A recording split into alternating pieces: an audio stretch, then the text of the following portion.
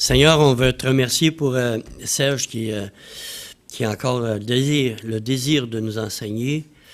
Merci de le garder jusqu'à maintenant. Merci de nous bénir par sa présence ici tous les dimanches, à toutes les réunions de prière.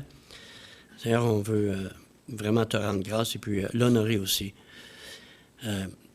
Parce qu'il est vraiment notre pasteur, le premier pasteur de plusieurs d'entre nous.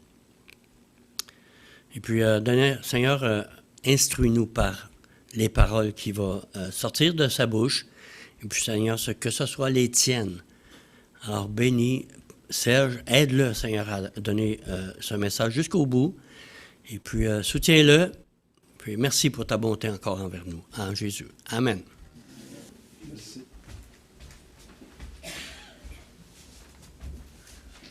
Bonjour tout le monde. Alors, bonjour ceux qui sont sur Zoom. Nous n'avons aucune façon de savoir combien nous sommes sur Zoom, mais j'ai reconnu au moins 2 voix, Fernand, puis peut-être Graham était là. Alors, merci, bonjour.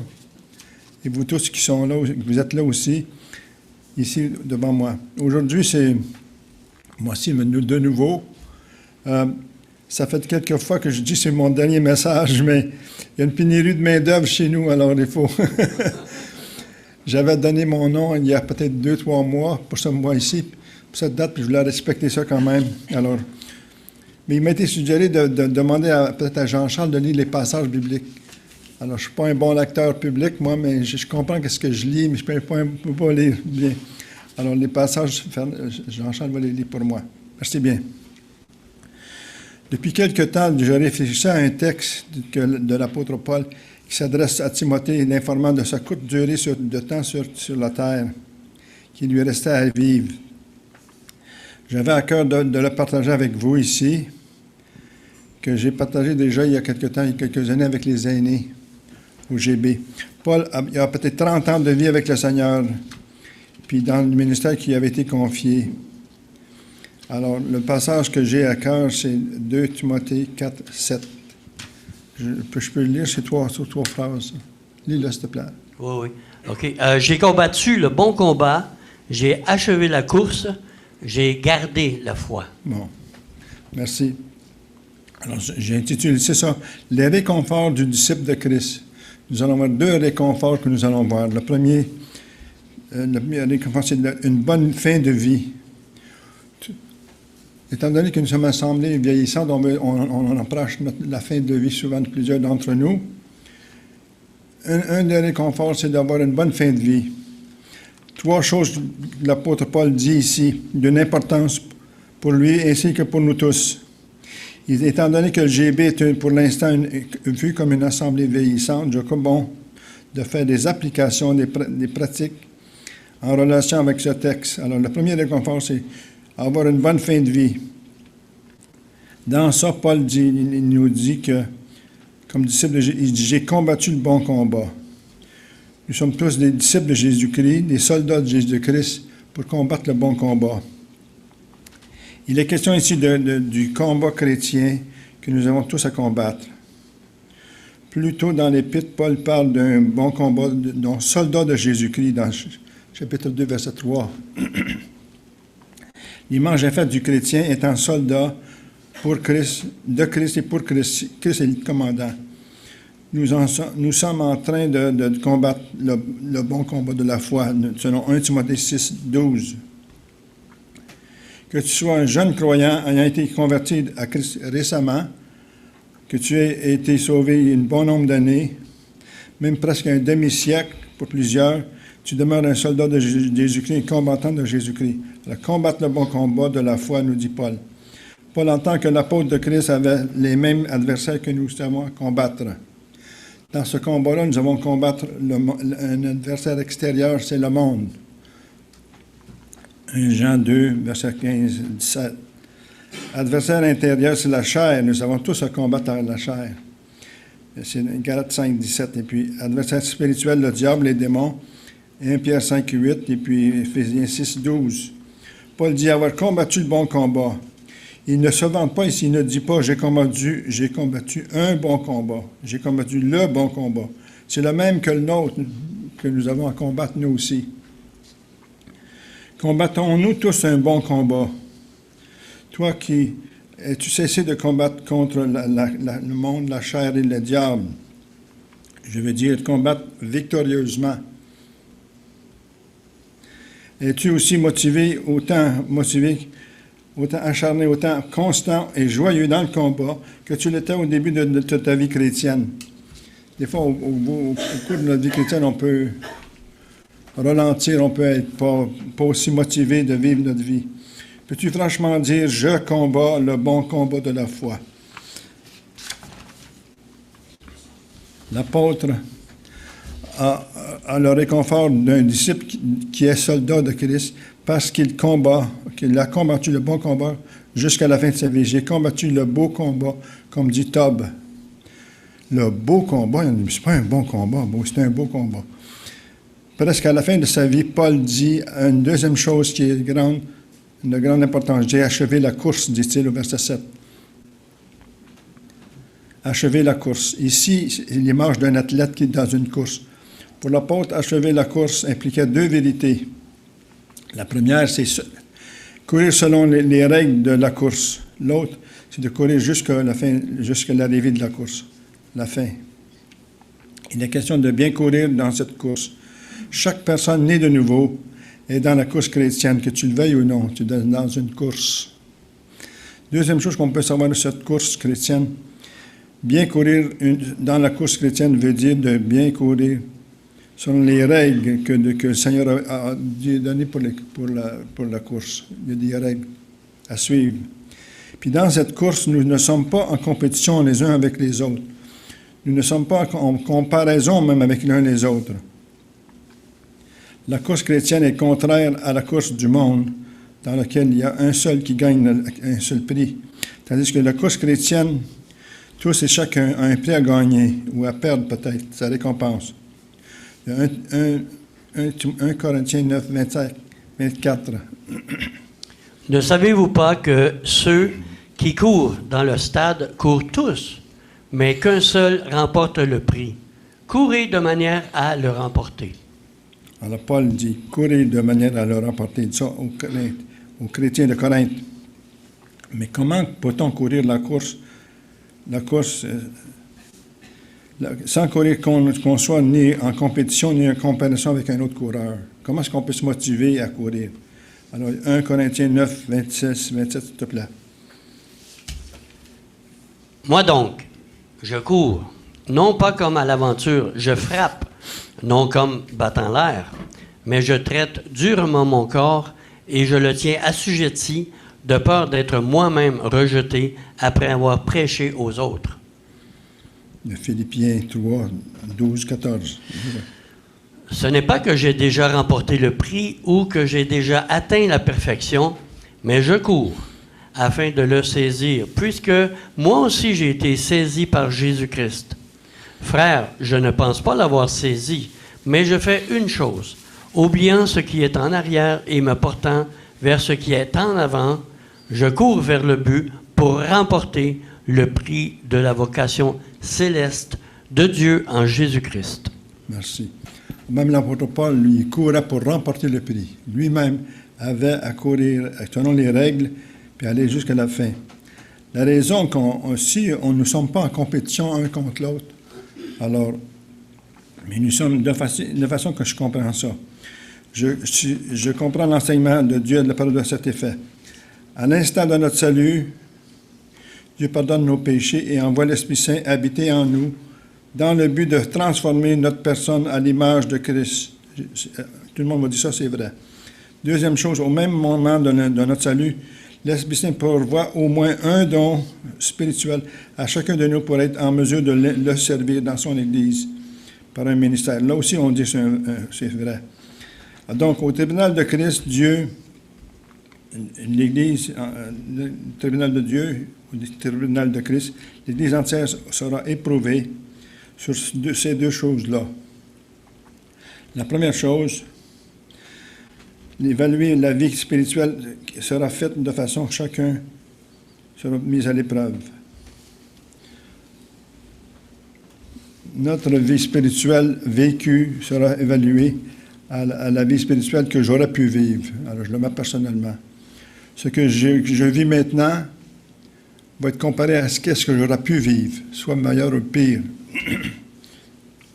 Chacun de nous nous sommes en compétition avec soi-même, vraiment, dans le fond, et non pas avec les autres. Deuxième chose, l'évaluation de la vie de service sera faite de façon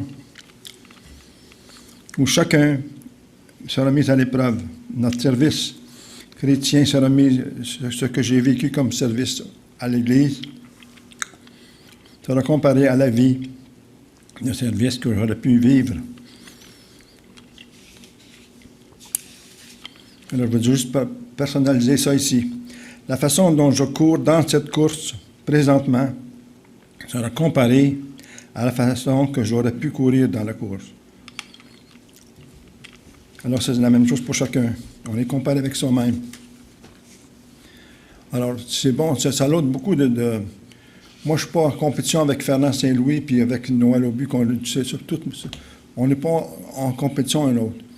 Nous, comme chrétiens, on est portés à comparer les autres un à l'autre.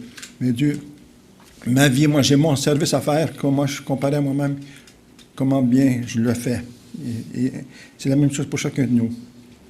L'expression « j'ai achevé la course », comme mentionné plus haut, implique l'idée de courir selon les règles. Et aussi, ça implique aussi l'idée de bien terminer la course. Bien courir la course inclut le fait de se rendre jusqu'à la fin de la course. La récompense, le prix d'avoir bien coursé, s'obtient si nous franchissons la ligne d'arrivée. L'accueil du Seigneur Jésus sera lorsque nous arrivons rendrons compte au service devant lui. J'ai essayé de trouver une illustration de ça. Quand j'étais au secondaire dans l'Ouest canadien, à la fin de l'année, vers le mois de juin, on avait des compétitions contre les classes. C'est ça, secondaire 1, 2, 3, 4, 5, une classe contre l'autre. Sur la compétition sur les pistes et pelouses, nous devions accumuler des points chacun pour sa classe, dans différentes disciplines, saut à longueur, saut de longue hauteur, la course-ci, course-là. Puis là, les courseurs, de loin, là, avant l'arrivée de la ligne, il était fatigué, il était porté à ralentir. Puis là, tout le reste de la classe, on criait de continuer pour faire des points. Alors, il y avait des coureurs, des courseuses, c'est-à-dire qui ralentissaient dans leur course. Les spectateurs devaient crier à grands poumons pour encourager leurs compagnons de classe de ne pas ralentir avant d'avoir franchi la ligne d'arrivée. Combien de points ont été perdus ou gagnés de cette façon-là? Je me souviens, moi, j'avais couru le 1000, puis je me tenais j'avais tellement... J'ai marché, j'avais pas trop fatigué, j'ai couru le 1000 pour faire un point pour la classe. J'ai arrivé le 3e, mais je me tenais j'avais mal j'ai juste marché. Les gens de ma classe m'encourageaient, les gars, continue. Alors, c'est ça l'idée. Non, nous sommes... Combien de... Il me semble que dans la course chrétienne, ce même phénomène se produit. Ce ralentissement de la course à un tel point qu'il y en a qui presque n'ont plus de vie d'église pour plusieurs. Il se réfère que l'Internet ou le Zoom, on est content d'avoir Zoom, mais Zoom peut dépanner quand on est vraiment malade, dépanne ceux qui sont vraiment malades. Mais enfant de Dieu qui a de vraies contraintes de venir sur place pour les réunions, mais utiliser l'Internet pour plus souvent qu'autrement, ce n'est pas une vie d'Église. Il ne contribue pas au bon fonctionnement de l'Église locale. Alors, je ne sais pas, voir la façon qu'on fonctionne ici. Dans 5 ans, combien nous serons au GB? La vie d'Église, c'est de partager être ensemble. Je crains que l'affaiblissement du corps de Christ local, si la tendance se maintient, on verra. Peut-être il y en a qui vont dire, oui, j'abandonne pas le Seigneur, je reste chez moi, je sais. Mais tu abandonnes le corps de Christ quand même local. Acte 2, 42 nous dit quoi? Acte 2, 42. Il persévérait dans l'enseignement des apôtres, dans la communion fraternelle, dans la fraction du pain et dans la prière. Je me souviens, plusieurs années, d'avoir prêché ce passage-là, détaillément, 4 sujets. Il persévérait dans l'enseignement des apôtres. Toi, tu persévères à être ici chaque dimanche pour l'enseignement que l'Église donne. À moins que tu aies des choses vraiment, une maladie, ces choses-là. Là. Dans la communion fraternelle. Ensuite, la fraction du pain et des prières. Personnellement, mon souhait n'est pas de terminer ma course en cessant de courir avant l'arrivée à la fin. Peut-être ralentir un peu à cause de ma santé, mais pas de m'arrêter à mi-chemin. Y a-t-il des GB, des coureurs, des coureuses dans la course chrétienne qui ont arrêté de courir, qui ont cessé, qui ont ralenti toute fin pratique pour la course du fidèle? Il faut faire une auto-évaluation à ce sujet. C'est à toi de vérifier si tu considères-tu que tu termines bien ta course ou non. Dans l'Assemblée de Galates, Paul dit, et d'une façon étonnée de constater qu'il dit, les frères matures dans la foi, il dit, vous couriez bien, qui vous a arrêté de vous empêcher d'obéir à la vérité? Il dit Galates 5:7. Notre fidélité c'est de continuer jusqu'à la fin de la course. Nous pouvons ralentir, oui, dû comme je dis, à l'état de notre santé, mais pas à cause d'autres raisons telles que la paresse. La paresse peut venir facilement. Je me suis aperçu ça. Durant le COVID, il n'y avait plus de réunions ici. On s'est habitué le dimanche matin. Quand on a recommencé les réunions, j'ai trouvé que c'était un peu difficile à me réhabituer. La paresse peut venir très vite. Manque de motivation. Le surmenage, excès de travail, trop occupé. Il y en a qui vont dire, je suis trop occupé des choses temporaires de la vie. Il rapporte très peu. Je n'ai pas le temps pour les choses spirituelles, les choses éternelles. Mais il y a une parole encourageante que je trouve aussi dans 1 Corinthiens 15, 58, s'il vous plaît. Ainsi, mes frères bien-aimés, soyez fermes, inébranlables, travaillant de mieux en mieux à l'œuvre du Seigneur, sachant que votre travail ne sera pas vain dans le Seigneur. Je vais faire deux remarques de ce verset ici. La première remarque, c'est « Demeurons fermement inébranlables, puisque notre travail pour notre Seigneur Jésus-Christ ne sera pas en vain. » Qu'est-ce que veut dire ce verset? Ce verset indique que Jésus récompensera tout service qui lui sera rendu par ses disciples, du plus jeune dans la foi jusqu'au plus vieux. La parole déclare maintes et maintes fois que Dieu va récompenser la fidélité de vivre la vie de sanctification chrétienne et ou de la vie de service aussi. Est-ce qu'on y croit, ça? Je ne pense pas qu'on y croit. Il y en a plusieurs qui quand ils commencent un travail, ils commencent déjà à économiser pour leur retraite. Ils visent, c'est le but de leur retraite. Mais nous, notre retraite n'est pas sur terre, nous, c'est au ciel. Alors, la première chose que je voulais ici, il y a Hébreux 6, 10, s'il vous plaît. Car Dieu n'est pas injuste pour oublier votre travail et l'amour que vous avez montré pour son nom, ayant rendu et rendant encore des services aux saints. Travaillant de mieux en mieux. Ceci ne dit pas de travailler de plus en plus, ni de moins en moins, de mieux en mieux. J'aime ça. Ce n'est pas. C'est de mieux en mieux. Cela veut dire que de continuer de servir notre Maître, de demeurer impliqué, d'appliquer le don spirituel reçu du Saint-Esprit à la conversion. Toutefois, cela ne veut pas dire d'augmenter la cadence, mais de le resservir mieux à cause de la maturité de notre foi, de l'expérience accumulée de la vie chrétienne. L'apôtre est réconforté de bien terminer la tâche qui lui avait été donnée. Il dit, alors il veut terminer la croix. Il dit, finalement, il dit, j'ai gardé la foi. Troisième chose qu'il donne. L'apôtre, j'aime la façon dont la parole vivante le dit. Je suis resté fidèle à ma foi. C'est plus que juste de croire en Jésus et rester seul dans son coin. Il dit, je crois en Jésus, mais j'ai m'isole de ceux qui y appartiennent. Combien quand on reçoit des contacts de personnes qui écoutent l'heure de bonne nouvelle, toutes des gens, souvent c'est des chrétiens qui restent chez eux depuis des années, ils ne vont pas à l'église depuis des années.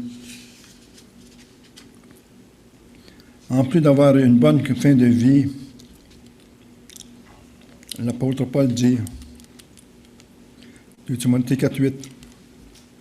Désormais, la couronne de justice m'est réservée. Le Seigneur, le juste juge, me la donnera dans ce jour-là.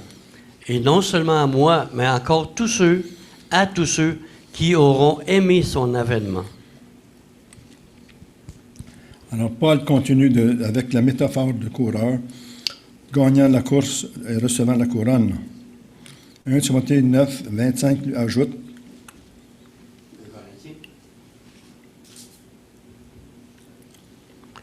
Moi, j'ai un Corinthien. Tous ceux qui combattent s'imposent toute espèce d'abstinence, et ils le font pour obtenir une couronne corruptible. Mais nous, faisons-le pour une couronne incorruptible.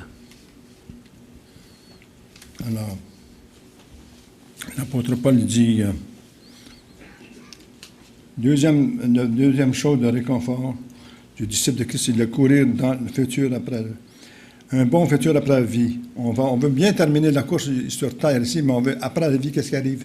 Après, on veut un bon futur. La couronne de justice m'est réservée, dit-il. Cette couronne est une Stéphanos. C'est un lauréat, un prix d'un coureur, reçoit pour avoir bien terminé sa course. Ce Stéphanos, comme on dit, sera pour ceux qui auront gardé la foi, qui auront vécu une vie plus juste. Alors, l'apôtre Paul, garder la foi dans l'apôtre Paul, dit justement ça. Garder la foi pour l'apôtre Paul, c'était pas juste de croire que Jésus-Christ était là. Garder la foi, un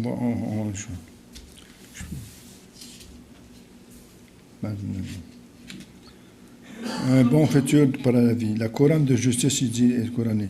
Cette couronne est une Stéphanos, comme je l'ai mentionné. Il y a l'entente de la venue de Jésus-Christ pour les siens. Paul s'attend de recevoir de Christ lui-même cette couronne. Paul s'attend, la manière qu'il explique dans le verset ici, il s'attend que c'est Christ qui va lui donner la couronne. Qui est ce juge? Qui va juger sa vie? La vie de Paul, il dit, c'est le Seigneur qui sera le juge. 2 Timothée 4, 1. Je t'en conjure devant Dieu et devant Jésus-Christ, qui doit juger les vivants et les morts, et au nom de son apparition et de son royaume. Alors, que Jésus sera le juge dans le futur. On voit dans la parole que Jésus-Christ va être juge au moins dans trois jugements. Le premier de ces jugements-là, c'est les chrétiens à la résurrection, l'enlèvement, au tribunal de Christ. Il va juger les vivants spirituels.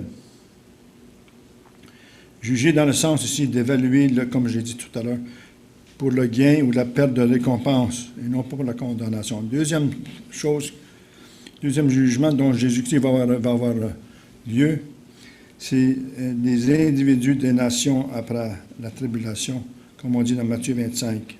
Le troisième jugement que Jésus-Christ va diriger, c'est le grand trône blanc qu'il nous dit dans l'Apocalypse. Alors, Acte 20, 24 au blanc. Mais je ne fais pour moi-même aucun cas de ma vie, comme si elle m'était précieuse, pourvu que j'accomplisse ma course avec joie et le ministère que j'ai reçu du Seigneur Jésus, d'annoncer la bonne nouvelle de la grâce de Dieu. Merci. Alors, le verset dit, pourvu que j'accomplisse ma course avec joie. Nous qui sommes ici dans la course depuis très longtemps, un très bout de temps, nous sommes en train de courir avec joie ou non? Il y en a qui persévèrent, sont dans leur course, là, mais sommes toujours dans la joie.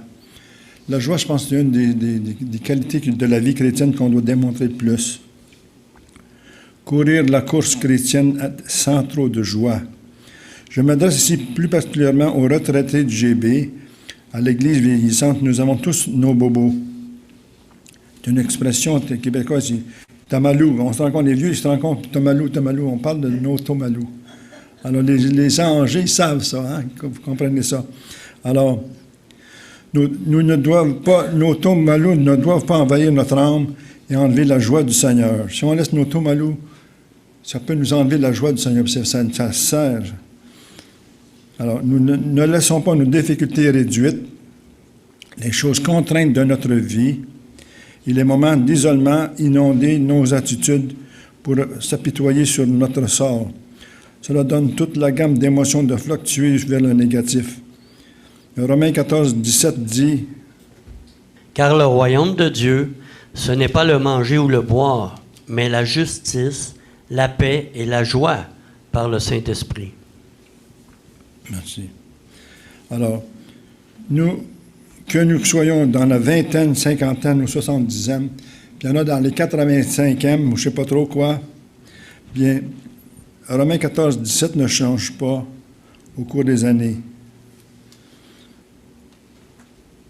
Liliane et moi, nous ne voulons pas nous laisser abattre de quoi que ce soit. Nous encourageons l'un l'autre contre tout signe d'apitoiement de notre sort.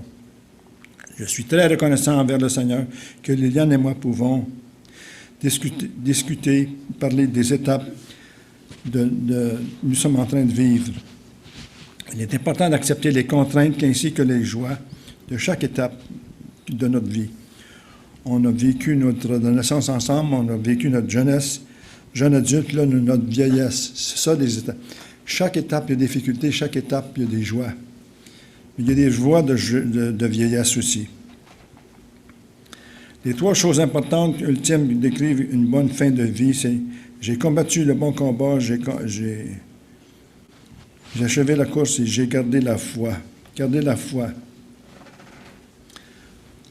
La première lecture qu'on dit ça, garder la foi, pas la garder la foi, mais parce que pour nous, dans notre société, garder la foi signifie de demeurer croyant, continuer de croire en Dieu, de croire en Jésus, de ne pas devenir un athée. Perdre la foi, c'est devenir un athée, de ne pas croire qu'il y a un Dieu. Dieu n'existe plus. C'est ça, de garder la foi. De perdre la foi, c'est-à-dire. Tandis que garder la foi, pour le disciple qui comprend des choses, garder la foi dans le sens de toujours obéir à Christ, s'assurer de faire sa volonté dans nos attitudes, dans nos comportements. C'est pas parce que je suis vieux, je suis âgé, je ne veux pas devenir un vieux grinchu. Je ne voudrais pas que mes enfants me reconnaissent comme un vieux grinchu qui est là. C'est vrai, hein? Non, mais c'est vrai, je ne veux pas devenir un vieux grinchu. Alors, garder la foi, pour moi, là, ça comprend d'être obéir à Jésus-Christ. C'est pas parce que je suis âgé que je peux couper des coins ronds.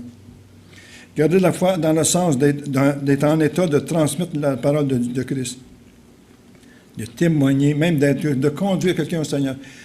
La joie, ça fait longtemps que je n'ai pas conduit quelqu'un au Seigneur. Des fois, je manque cette joie-là. Avez-vous déjà conduit quelqu'un au Seigneur? Certainement, vous deviez... C'est ça le but de chacun. Une naissance spirituelle, le conduire puis le voir jusqu'au baptême, puis grandir. Garder la foi pour Paul a le sens d'honorer la personne de Christ, de s'assurer de bons témoignages, de bons comportements, surtout envers nos proches qui vivent avec nous. Je ne voudrais pas que mes enfants disent « Papa, il est en train de... Il n'est pas... » Non. J'ai des enfants ici qui m'écoutent, ils savent. C'est ça, garder la foi pour Paul, c'est pas juste dire de rester « Je crois encore en Dieu ». Une foi vivante dans le Seigneur. Vivante dans le Seigneur. Alors, les 3 choses de Paul, il dit j'ai combattu le bon combat, j'ai achevé la course, j'ai gardé la foi. Ces 3 choses-là pour une bonne fin de vie. Maintenant, j'aimerais faire une explication ici, une précision, parce qu'on va parler sur des... Avant d'aborder le sujet des œuvres, des services, de l'aide et des récompenses, je vais déjà faire une précision. Dieu est très catégorique en ce qui concerne ces sujets. La Bible est claire, nette et sèche à ce sujet. Le salut est un don gratuit de la grâce de Dieu. Aucune œuvre, aucun mérite de notre part peut en aucun cas gagner notre ciel. Ce ne sont pas nos actes de justice qui peuvent éventuellement faire de nous une personne juste devant Dieu, qui est 3 fois saint.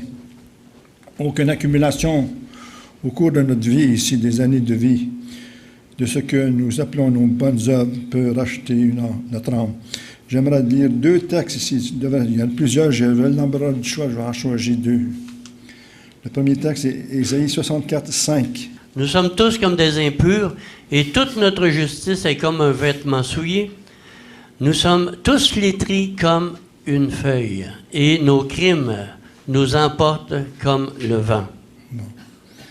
Alors, nous sommes tous des impurs. Est-ce que chaque personne a dit ça une fois devant Dieu? Dieu, je suis un impur, moi. S'humilier devant Dieu. Ça, c'est la première des choses que nous dois connaître. N'as-tu jamais dans ta vie reconnu Dieu Tout-Puissant, Saint? Dieu, je suis un homme ou une femme impure. Toute ma justice est comme un vêtement souillé. Le prophète Ésaïe, lui, dans le chapitre 6, verset 5, il dit « Alors je dis, malheur à moi, je suis perdu. Je suis un homme dont les lèvres sont impures. J'habite au milieu d'un peuple dont les lèvres sont impures. Et mes yeux ont vu le roi, l'Éternel des armées. » Alors, le prophète Ésaïe, qui lui-même, quand il a vu un peu la gloire de Dieu, il a réalisé que lui-même était impur, mais ses lèvres étaient impures. Alors, si Ésaïe a dit ça, sûrement nous qualifions pour le dire aussi. Es-tu une personne, mon deuxième texte, es-tu une personne qui pense logiquement? Voici la logique de Paul qu'il va faire dans Romains 11, verset 6. C'est pas ça, Romains 11, 6? Ah! J'étais dans l'hébreu, excusez. Excuse-moi, Serge. Ça me fait du bien que tu fasses des erreurs. OK. Or, si c'est par grâce, ce n'est plus par les œuvres. Autrement, la grâce n'est plus une grâce. Et si c'est par les œuvres, ce n'est plus une grâce. Autrement, l'œuvre n'est plus une œuvre. Moi, j'aime beaucoup ce verset-là. C'est une logique. Paul, c'est le salut, c'est soit qu'on gagne notre ciel ou une grâce, un ou l'autre. Paul, il dit, si c'est par grâce, ce n'est pas par les œuvres. Ça peut être les deux. Hein? Autrement, la grâce n'est plus une grâce. Si c'est par les œuvres, ce n'est plus par grâce seulement que les œuvres. Alors, tu es sauvé soi-même, tu essaies de te sauver, ou c'est Dieu qui va te sauver. Si tu reçois la grâce de Dieu, mais non, c'est les œuvres. Alors, 2 logiques qu'on peut revoir ici pour Paul. Alors, récompense ou la perte des saluts. Le Nouveau Testament promet aux chrétiens fidèles qui servent dans l'Église locale des récompenses en reconnaissance de leur implication dans le service ou dans le Seigneur pour la croissance spirituelle. J'ai pris un verset, Jean 2, 8 nous dit ça. Prenez garde à vous-même, afin que vous ne perdiez pas le fruit de votre travail, mais que vous receviez une pleine récompense. Merci. Alors, je me répète ici, il ne faut pas confondre le salut et les récompenses. Le salut est gratuit, il ne se perd pas. Le salut est gratuit, c'est un don, ça ne se perd pas. Les récompenses doivent se gagner, mais elles peuvent se perdre. On peut perdre nos récompenses. On n'est pas gagné par le ciel, par nos récompenses. On reçoit nos récompenses au ciel. J'essaie d'illustrer ça. Je me souviens quand j'étais dans des foyers, je parlais de l'Évangile, puis il y en a qui ne comprenaient pas les œuvres, puis la récompense, ça fait là, et le salut. Alors, j'ai trouvé une illustration, je ne sais pas si elle est boiteuse, mais vous me le direz après. Dans un pays civilisé qui respecte ses citoyens, ceux qui cherchent un emploi quelconque n'ont pas à payer de montant d'argent pour être embauchés. Bon, autrefois, c'était comme ça. Des fois, on peut avoir des gens qui vont payer quelqu'un pour l'interview, pour avoir un emploi. En principe, là, quand on est embauché, c'est gratuitement. Mais une fois que tu es embauché, le patron, l'employeur, il va évaluer ton rendement de ton travail. Puis, en principe, il va te récompenser, il va donner ton salaire, ce que tu mérites, selon les principes qu'il a établis d'avance. Bon. Le travail, je t'ai embauché gratuitement. Une fois que tu es embauché, là, tu travailles. C'est là que tu vas recevoir ta paye, si tu veux. L'entrée au ciel est absolument, totalement, complètement gratuite. Ainsi, mais Dieu, l'amour gracieux de Dieu, une fois entré au ciel sans paiement de notre part, Dieu nous permet de nous exprimer notre reconnaissance pour le salut éternel qu'il nous a donné. La reconnaissance s'exprime en travaillant avec lui comme ouvrier.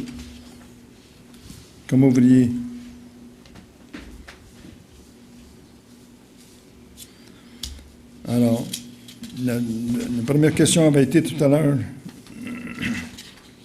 qui est le juge. Deuxième question du passage, verset 8, 2 Timothée 4, 8, comme nous avons, il dit, quand est-ce que le Coran va être accordé? Il explique en ce jour-là. Que veux-tu dire dans ce jour-là? C'est un jour futur que nous aurons, qui appartiennent à Christ, recevront au tribunal de Christ, appelé un Béma. Un Béma, c'est une plateforme comme ici, c'est pas le grand trône, pas un trône blanc, là. C'est juste un petit Béma. 2 Corinthiens 5, 10 parle justement de ça. Car il nous faut tous comparaître devant le tribunal de Christ, afin que chacun reçoive selon le bien ou le mal qu'il aura fait étant dans son corps. Ça, c'est depuis notre sens spirituel. Alors, le Béma, ça veut dire, le tribunal de Christ, c'est le Béma de Christ, c'est pas le grand trône blanc, c'est un tribunal pour les chrétiens, pour les croyants. Dans 2 Timothée, il y a 2 places qui dit, il utilise ce jour-là. Dans 2 Timothée 1, verset 12 et 18, il mentionne ça. Il mentionne que ce jour-là, puis il mentionnait que Christ va rémunérer les siens, ses disciples en ce jour-là, qu'il mentionne dans 2 Timothée 1, verset 12 et verset 18, la même chose. Un autre passage qui est connu beaucoup, il parle de ce jour-là, c'est 1 Corinthiens 3, 13, quand Paul décrit que toute notre œuvre, le jour que ça va mettre notre œuvre à passer le feu ou non. Alors, ils vont dire, ensuite, troisième question, où aura lieu ce tribunal de Christ? Immédiatement après l'Église est enlevée au ciel, à la résurrection, le tribunal de Christ aura lieu au ciel. J'ai pas, il y a Luc 21, 36, vous pouvez lire. Le fait que Jésus-Christ récompense ses serviteurs en relation avec sa venue pour les siens dans le ciel, dans les airs, indique que le tribunal prendra tôt après le ciel, après l'enlèvement. 1 Corinthiens 5, 4. Au 4, 5, excusez-moi. C'est pourquoi ne jugez de rien avant le temps, jusqu'à ce que vienne le Seigneur, qui mettra en lumière ce qui est caché dans les ténèbres et qui manifestera les desseins des cœurs. Alors, chacun recevra de Dieu la louange qui lui est due. Merci. Alors, il y a une longue explication dans Romains 14, verset 14, 6 à 13. Romains 14, 6 à 13. Celui qui distingue entre les jours, c'est ça? Agit ainsi pour le Seigneur. Celui qui mange, c'est pour le Seigneur qu'il mange. Et il rend grâce à Dieu. Celui qui ne mange pas, c'est pour le Seigneur qu'il ne mange pas et il rend grâce à Dieu. C'est pour le Seigneur. En effet, nul de nous ne vit pour lui-même et nul ne meurt pour lui-même. Car si nous vivons pour le Seigneur, et si nous mourrons pour le Seigneur. Soit que nous vivions, soit que nous mourions, nous sommes au Seigneur. Car Christ est mort et il a vécu, afin de dominer sur les morts et sur les vivants. Mais toi, pourquoi juges-tu ton frère? Et toi, pourquoi méprises-tu ton frère? Puisque nous comparaîtrons tous devant le tribunal de Christ, car il est vivant. Car il est écrit, je suis vivant, dit le Seigneur. Tout genou fléchira devant moi, et toute langue donnera gloire à Dieu. Ainsi, chacun de nous rendra compte à Dieu pour lui-même. Ne nous jugeons donc point plus les uns les autres, mais pensez plutôt à ne rien faire, qui ne soit pour votre frère une pierre d'achoppement ou une occasion de chute. Merci. C'est un long passage, mais je voulais lire ça juste pour montrer que tout différent, de régler les différents des chicanes, des divisions qu'il peut y avoir eu dans l'Église.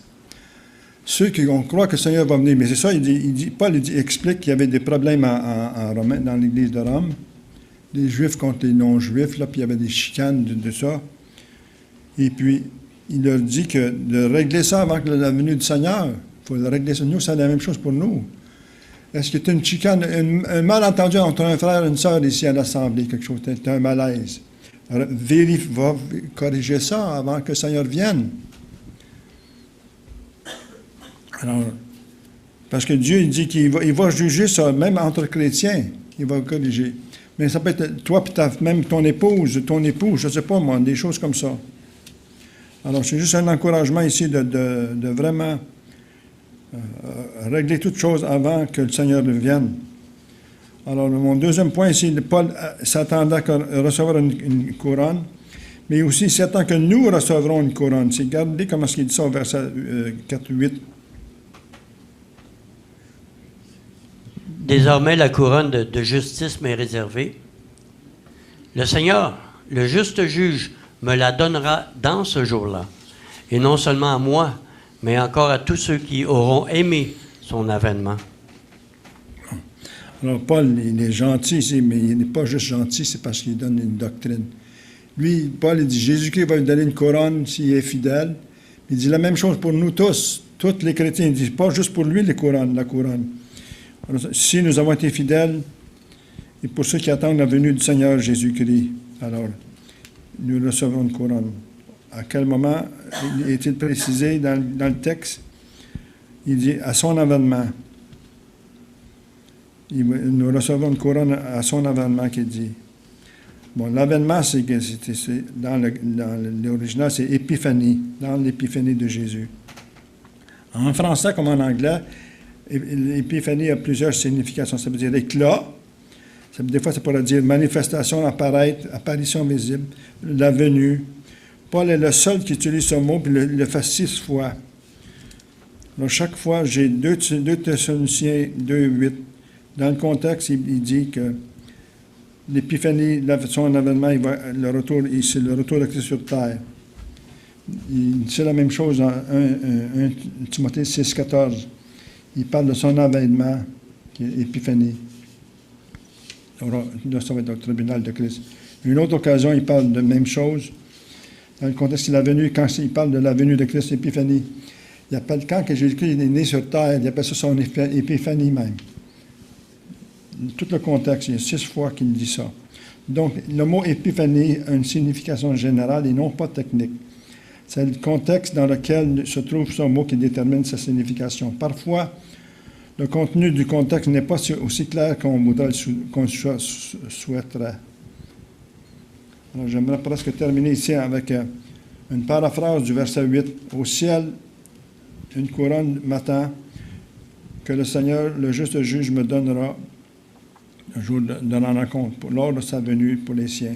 Et ceci n'est pas seulement pour moi, dit Paul, mais pour tous ceux qui démontrent qu'ils attendent l'attente de la venue de Jésus-Christ.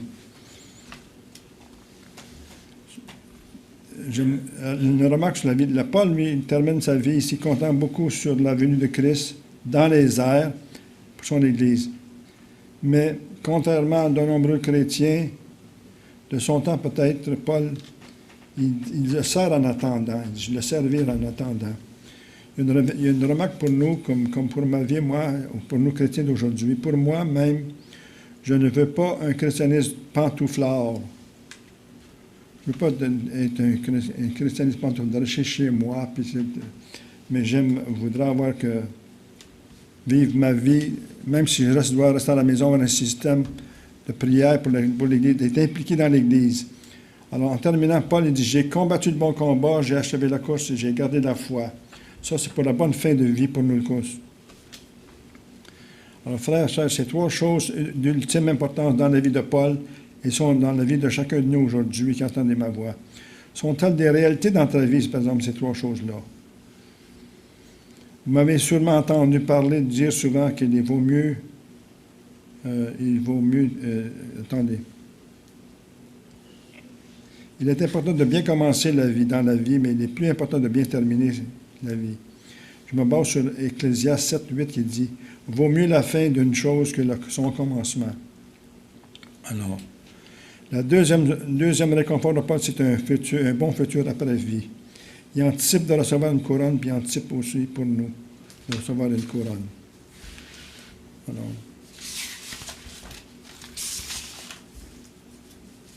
on va terminer par un mot de prière.